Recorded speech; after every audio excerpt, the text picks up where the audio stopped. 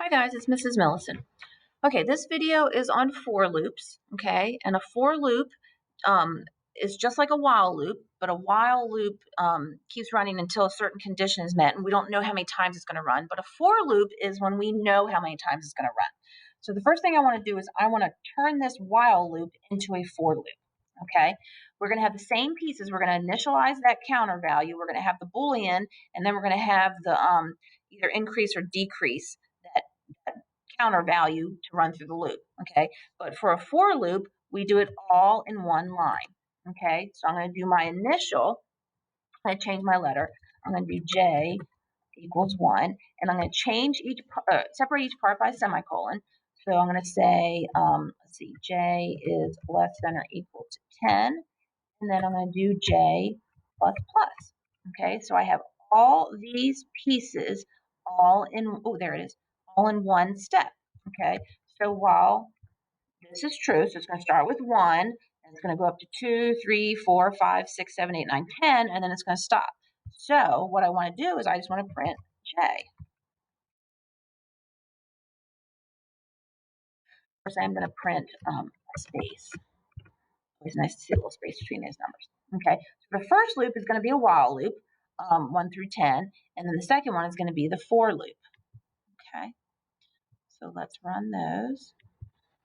Okay, so this one was the while loop, and this one was the for loop. So you'll see I can have the same output.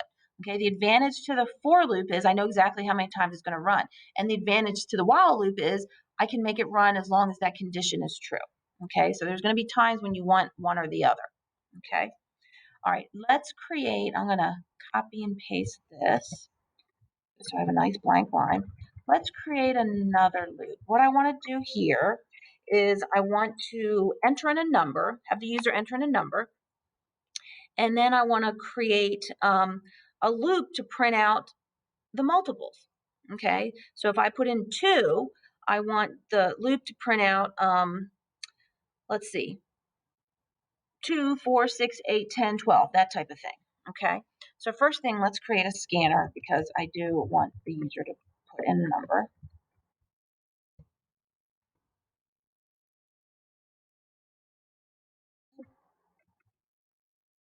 And then I'm going to ask the user for a number.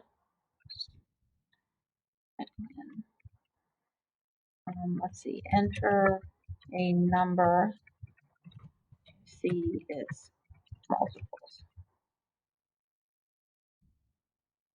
And I know I spelled enter, I capitalized N. Okay, good. So then I'm going to get a number. Oh, I forgot my semicolon. I'm going to get a number. What am I calling it? I'm going to call it mult. Tired of num. Okay, so in next int. Okay. So I want to print out all the multiples of that number. Oops. Let me fix that. Okay. So what I want to do is I want to create a for loop. Let's do for. So for, let's say, we enter in the number 5. So I wanted to print 5, 10, 15, 20, by 5s all the way up to 10.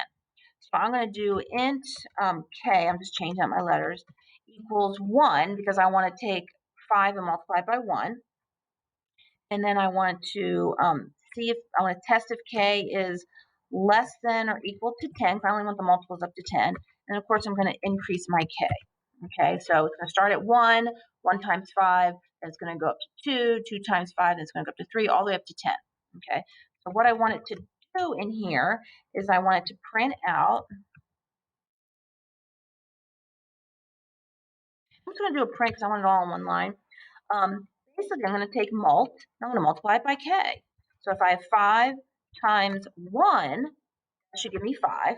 And then I do want to add space. Okay. Now, since I don't want this to treat this all as text, so I am going to put my mult times 1 into in parentheses so it does the math. Okay. All right. So let's see what happens when we do this. Okay, it's going to run the other ones first, of course. Okay. Enter a number to see its multiples. Let's do 5 because that's what I said. Oh, what did I forget to do? All it's printing is 5. The k is less than 1. Oh, silly me. It's not mult times 1, it's mult times k. Of course. Silly. I want the k to constantly change. I want it to be 1, then 2, then 3. All right. Let's try that again. There we go.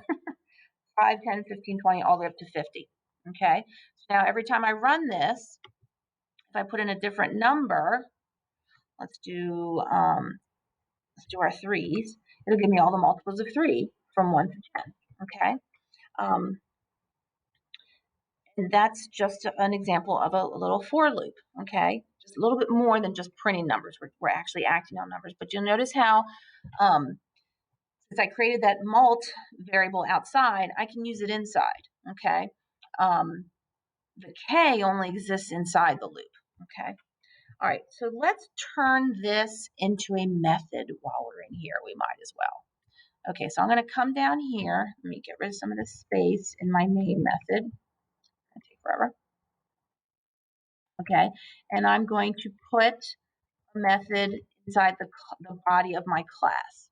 Okay, so basically I kind of want the same type of thing. I'm going to copy and paste this. Okay, and again, just trying to get you used to writing methods. And I do need a signature line, so public, static. And again, I'm going to print out a list, so I'm going to make it a string, and I'm going to call this multiples. Of course, I do need a number parameter to start. Okay, so let me encompass this method. Okay, here's my method. All right, so let's think about this. We're going to put in a number. Okay, so I don't think I need this, right? Because I will have already gotten the mult, and that's what I'm going to put when I run the method. So what I do need is to incorporate that number in there, okay? So I'm trying to think. It would be down here, right? I'm going to have the num times k. My k is fine. It exists inside this loop. But again, I need to create that string because I don't want this to print every time, okay? And we'll talk about the print. I'm going to take the print out for a second.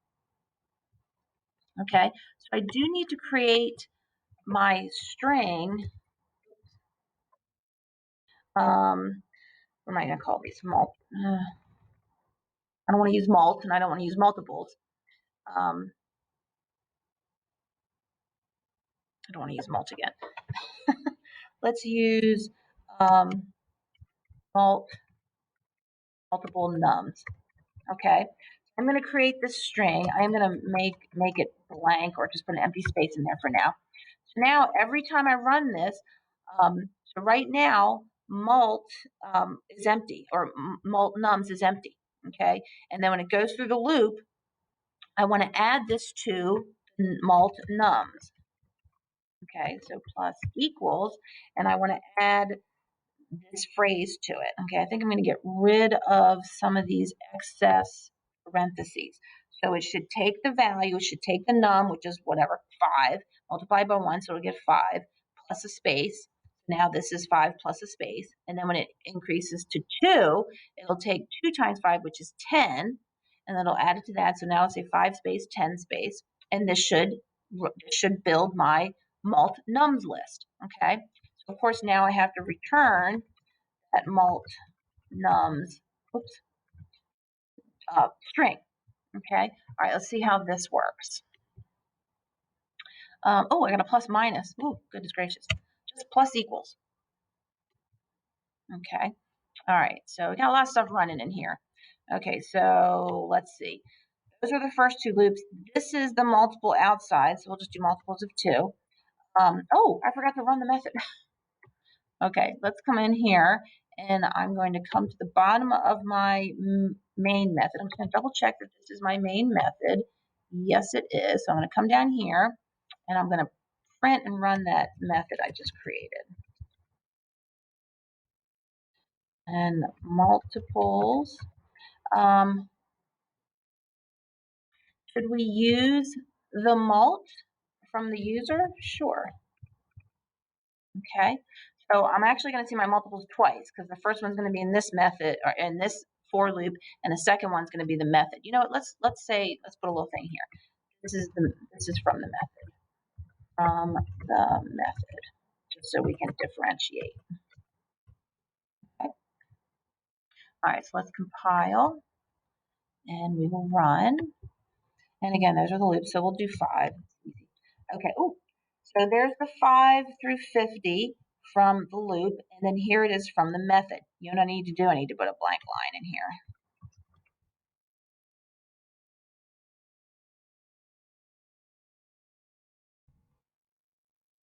Let's run it again. Let's do 7, so something a little different. Okay, so here are 7 through 70, which is from this for loop. And then from the method, 7 through 70 is when I ran the method right here. Okay, so I just wanted to give you an example, not only explain for loops, okay, how while and for loops are very similar, okay, but I also wanted to show you how to go from a for loop into a method, okay, and this was just one example. But hopefully this was helpful, and I will see you next time.